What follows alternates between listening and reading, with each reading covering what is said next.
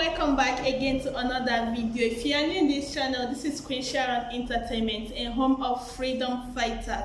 If you haven't joined our family yet, join us by hitting the red button down below there on the bell notification icon. So whenever we have a new video in this same channel, you will get notified. Thank you so much for tuning in and I love you all. So my people, I have a video here that I want you all to watch and I myself will be watching with you in this particular video. Feel free to let me know what you think about the video after watching. Like and share this video and I will see you guys again in my next one. He's Associate Professor at Base University, Dr. Abiodun Adeniyi. Dr. Adeniyi, good morning. You're welcome to the show. Yeah, good morning. Good to see you again. Good morning. Good to have you. Well, let's get right into it. The country is certainly not done yet with the issues of the secessionist agenda. The Ipob on the one hand, and you will have noticed that the vipers from nowhere have also sprung up, making claims and demands. And of course, the Yoruba agenda with Sunday Igboho question on the other side. Both organizations, the Ohaneze Ndigbo and the Yoruba group, are saying that they will not mind having a discussion. Thankfully, Mbaka Malami, the Attorney General of the Federation, is also saying that the federal government is disposed to this kind of solution. How do you think that the country and the principal actors in this game should navigate this seemingly necessary approach to finding order and solution to the secessionist agitations all over the country? All right, thanks, Steve. In all of really, I don't see anything extraordinary. I don't see anything inconsistent with the shades, with the faces that evolve in the course of nation building. And of course, this is usually the character when we're talking about a nation that is filled with difference, a nation that is as disaggregated like Nigeria. Oftentimes, you see sections of people, even individual activists, springing up, because of some concerns, to pursue some agitation, because of some concerns, to carry out some crusade.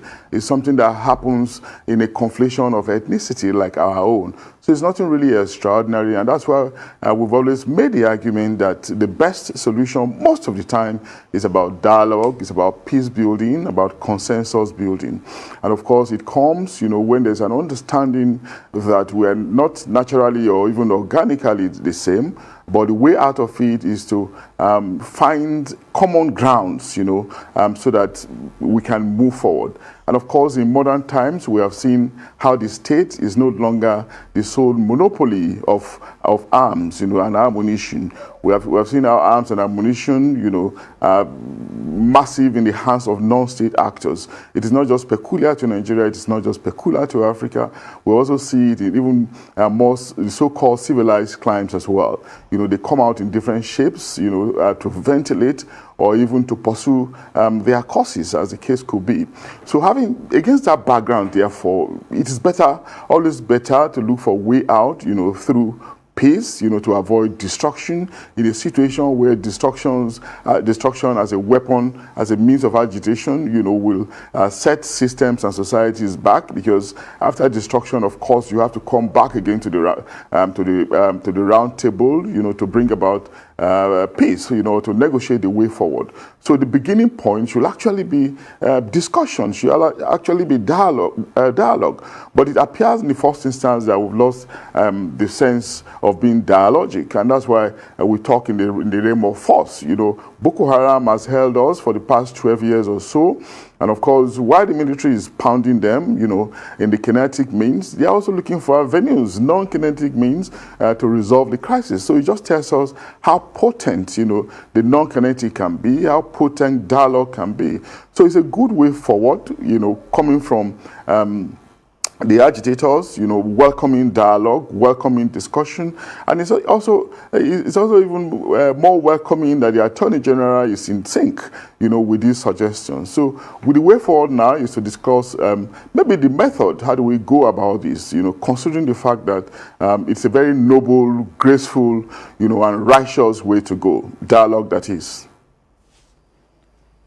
Yes, Professor Denny, dialogue is great, but, the issue of political solution, do you see it as the dialogue that Abubakar Malami is offering? Because, Banji Akintoye, the leader of the self-determination group, Ilana Omodua, has said that the federal government has to clarify what they actually mean by political solution. Yeah, but I think at the moment we're just still at the level of discussion.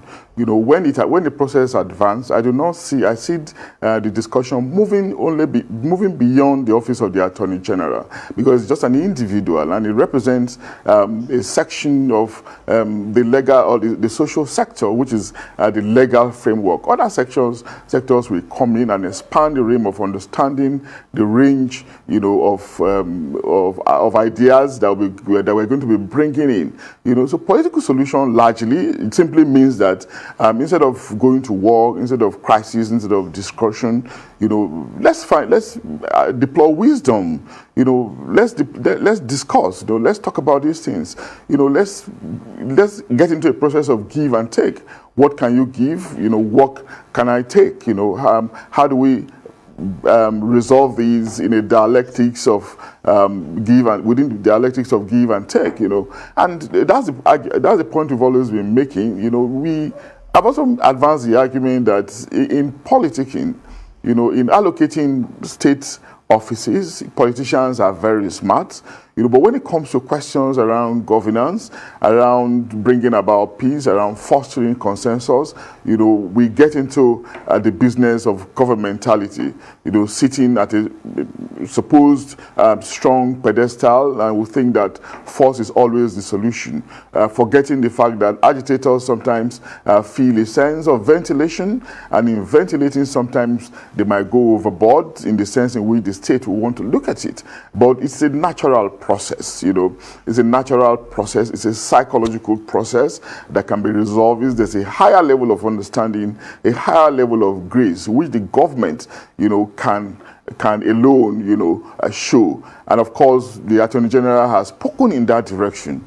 So what is left now is for the government, to also iron out modalities for working it out, realizing the fact that we also have state institutions, established institutions, that will feel probably some sense of territoriality. I'm talking about as set arms of government. But of course, further understanding, further discussions with these arms of government can also create room, for us to have this political solution. So it's just a matter of understanding and tolerance at the end of the day, Audrey.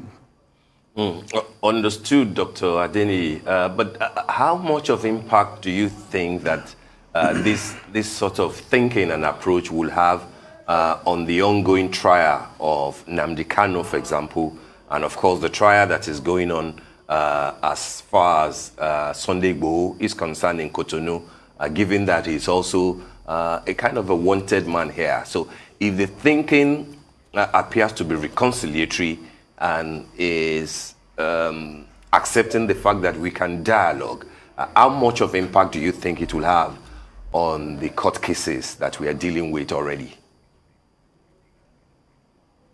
Well, Steve, this is not going to be the first time we're going to see this kind of situation. But my take is, anytime government looks the direction of political solution, the direction of dialogue, they're probably just showing a greater grace, not necessarily because they don't have the courage, or maybe they are being lilliput, or maybe they are weak. No, it's just a sign of grace, a sign of wisdom, so that we can have peace, on the global scale. And we have gone this part before. Resort to court is actually not supposed to be the first solution, or what we should be talking about now, because If it's just court can be inanimate, court is usually filled with technicalities, but it's not technical. These matters are not technical matters. The matters that originated from the nuance of living as a collective, from the fact that we couldn't manage our difference to the extent in which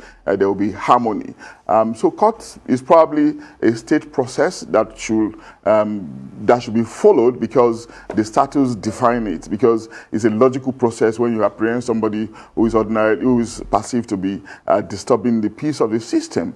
But there is a higher level of discussion which can make the court, which can just render the court process maybe unimportant, and of course it's about discussion. Humans, officials file the court action. Officials, when discussed with, when there's a level of understanding, can also pull out the matters from the court, consequent upon understanding, in the first instance. And understandings can come through elders sitting around the table, religious leaders sitting around the table, and we'll have them aplenty in this country on all the sides. We've resolved, directly or indirectly, that we want to live together as a nation. And we're not the first nation that will be disaggregated, that will be replete with difference. We have had it, there are examples for us to cite in history. France was once disaggregated until the French Revolution, and painstaking efforts were made, to bring about unity. Italy was also along that line. And what about the United Nations that we all talk about? As we're discussing, it's a disaggregated nation, a nation of immigrants, even though not necessarily along ethnic lines, but also inclusive of it, But what has happened is just about management, dialogue and discussion on an ongoing basis. How much of force, have been applied, to resolving agitations, realizing that agitation is one way that individuals use, or individuals and groups use to ventilate. So it's a ventilation process, a natural character, of difference. And the one major way to resolve it is just understanding, fostering understanding. And the understanding comes when we are obviously and practically dialogic.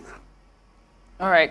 Still on the issue of dialogue, that Yoruba group says that they are open to it, and that even the release of Sunday Igboho will be part of the negotiation with their dialogue. But, their secessionist agenda is what they really want. So how can the government achieve this when, the Constitution says Nigeria is an indissoluble entity? Well, Oji, I think that the question of asking for secession is just an entry point to the dialogue table, because that's already foreclosed, that we are one indissoluble entity. But what matters is for us to manage differences, for us to resolve issues that are contentious, issues that ordinarily amount to exclusion of some sections, or unequal representation of some sections, where sections feel that they're not getting the adequate bite of the cherry, and they have that right to be concerned and to agitate. And when they feel further pain, they talk about secession. So secession is just an entry point to negotiation. By the time we get to the table, of course, people will begin to tone down. It's actually natural for you to shoot hard from a distance. But when you sit face to face with other people, other persons, you probably realize that they are humans like yourself. They have the same feelings. They have the same disappointments. They are filled with inadequacies. So they're not too different. People who you probably think are cheating you are also dissatisfied. They also have anger, and by the time you are seeing some similarity, you begin to tone down. You naturally will realize that the solution is not actually secession. It's just about understanding, if I've been cheated before, and if it is still continuing, how do you resolve it? There's no section of this country that is completely satisfied, irrespective of what we think, and there's no section that is completely comfortable, irrespective of what we think. There are fears that are concerned, but how do we resolve this? Again, it takes us back to the question of dialogue, sitting around the table and fostering understanding. But let's not forget the question of leadership too. Leadership would rightly have to galvanize this, reassuring us that, they do not pander to the interest of a section. We should not necessarily be reminded of our difference. We should just be told in action and in words that we're a collective, and all actions coming from the top should be geared towards consolidating this collectivity. All right. They also have insisted that Sunday Igboho has committed no crime at all, by agitating for secession from the Nigerian state, even when the Constitution doesn't allow it. Now, the Attorney General has insisted that Igboho has committed a crime. Now, what do you even make of all of those allegations levied against Sunday Igboho? Well, first, I just remember something that lawyers call nulli prosecute, which can come in handy in explaining one of the questions you asked earlier. That if issues are resolved out of court, you can come to an agreement and you withdraw the court cases, and we'll now move forward. So lawyers have different ways around these things. But coming to your question again, it's okay for the Attorney General to come out with a list of charges. It's always the case. Of course, if you're looking at it from the tangible point of view, there are practical things that, in the eye of the law, practical offenses that he will probably have committed in the eye of the law, and these things can be as long as possible. But when you come to reviewing them, when there's an understanding, when you want to build peace, of course you can change your mind, because if you say you want to go continue in court, how long do you imagine that these court cases will last? And do not forget, by the time you remain in court, of course, tension will still be on ground. There will still be absence of peace. It's not going to stop agitation.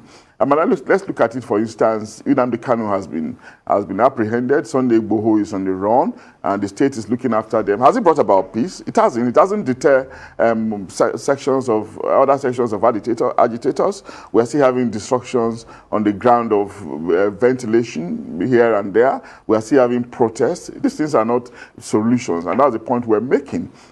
So perhaps we should just face the issue squarely, realizing that we are one. And against the background of the needs to consolidate our unity, funded on appropriate pronouncement, right actions on the part of leaders, so that they'll be seen as decentered people. People who have a plural mindset, a mindset that is geared towards the generality of the Nigerian population, and not just a section of that population. All right, Dr. Adeni, I would really love to have your thoughts on the old video of Dr. Nnamdi Azikiwe, which in October of 1969, when he spoke in appealing to the Igbos, when he spoke about the Igbos moving away from what he called the Biafran tyranny. If you situate that with what Ipob is doing today, or until the Anambra election was doing, will you think that that sort of appeal is also necessary at this time? And then, given the fact that Ipob played an important role in ensuring peace by just being silent and not, adding sort to injury towards the Anambra election, do you think that that should give a new way of looking at this organization and in how government should deal with them, again using the background of what Dr. Azikiwe said in 1969? Yeah, thank you very much, Steve. And I watched that video yesterday, especially when Oji presented it on our show, yesterday morning. And it's also very, very instructive. Let's not forget the sage statues of that illustrious Nigerian citizen. And of course, what he said in the late 60s, still connect. We can still connect with it even many years after. It just shows that these are visionary leaders that Nigeria miss. I mean, people like Ahmadu Bello, like Obafemi Awolowo, visionary leaders whose feats and pronouncements are still relevant to us, even as we are in contemporary Nigeria. Very relevant. I agree with you. And of course, we can also see what just happened in Anambra State. The elections held, Ipob pulled back. They didn't disrupt it. And of course, we know that they could have, even if they cannot prevent it totally, they could have caused some disturbance, but they pulled back because there were appeals to them and they came to that understanding. So it just tells us that these people are not ghosts. These people are right with us. These people know what they are doing. And of course, if there's the right approach, we'll understand that there can be peace at the end of the day. And of course, the Biafra question is just a symbol of anger. We have had questions of Biafra before, or semblances of Biafra. Let's not forget that even before Nnamdi Kanu, we have Ralph Owazurike, and of course in the South we have Kensaro Wiwa, and we have Isaac Adakaboro. So these people will keep coming up, but beyond the individuals, beyond the group, is the need for us to address the reason for their coming up. What are those factors that lead to the emergence of these agitators? That's the bigger picture we need to focus on. As a bigger brother, the bigger Nigerian brother, we should necessarily show concern for the dissatisfied individual, the dissatisfied group, by coming from a grace of a higher grace, not necessarily a sign of weakness, but a sign of being the bigger brother, with controlling state resources and able to come to the complaining, and listen to that the complaining and bring about some resolution of whatever the problem is in the interest of growth and development of the nation as a whole. Right, Dr. Adeniyi, while we all agree that everyone has the right to self-determination, that, however, caused the civil war, led by Ojukwu. Azikiwe in that video said Ojukwu's legacy is one of a political imposter and a petty tyrant. I mean, that's how he described Ojukwu. Do you agree with him? But they had their disagreement those days, and maybe disagreements maybe around personality differences and all of that, but however you look at it, these people have played their part in the evolution of the nation's history, whether rightly or wrongly, and largely we have forgiven them. We have moved forward. We understood why they did what they did in the past, but the nation has largely moved forward. And sometimes it may not be right for us to judge them, to judge the values of the past based on our contemporary values, So against that background, I would just say maybe we'll let that matter rest and let the souls of the legions, rest in peace, Eugenix. I see you've been watching What's Trending. No, and it's not Eugenix, it's Genix. Okay, well, all right. We forgive you, Dr. Adeniyi. But then let me... thank you. You're welcome. Let me add this to the discourse. If it does happen that the agitators and the federal government agree at some point, to sit down and negotiate and find political solution, how much of the coloration of amnesty that do you think this will bring, given what the federal government has done with the Niger Delta, some Niger Delta agitators? You mentioned Ken Saro-Wiwa in your response earlier, and you can see from the 25th anniversary the memorial program that was done for him, people are saying, yes, you've granted him amnesty, but then we're also demanding, asking for an apology and an exoneration. So if the sort of sitting around the table between the Nigerian government and the agitators, secessionists, does happen, how much of the coloration of amnesty, will this bring on board? And do you think that that would be acceptable to those who actually thought that they were fighting a good cause for their people? Yes, Steve, very important questions. But I don't think government will. I think government will be careful this time going into another structured amnesty program. Considering some of the downsides of the ongoing amnesty. Yes, it helped. The last one helped really in shoring up production capacity, oil production capacity on an everyday basis. there was a marked difference between what it was before the amnesty and after the amnesty. But in the overall, we just saw that it's something that can be endless, because something that you probably cannot define the end. And of course, after training these young persons, where are the jobs, to absorb them? So there are fundamental issues, with a structured amnesty program. There are questions around the resources and about questions around sustainability. And of course, you can remember in the Jonathan period, he mooted the idea of amnesty for Boko Haram people. Yes, they are nihilists, they rejected it, we understand that very well. But in contemporary times, those who are agitating are not necessarily economic agitators like Boko Haram. The political the other ones we are seeing, they are political agitators, and in political agitation, amnesty may not really be the solution. The one that Yaradua came out with was to solve the problem of exclusion in the Niger Delta. It was essentially economic. So the spheres are different, and we may not be thinking about it in that regard. But in this other regard, there are other ways in which they can be assumed. Thank you so much for watching that particular video. Feel free to let me know what you think about this video in the comment section below. Like and share this video, and I will see you again in my next one. Bye.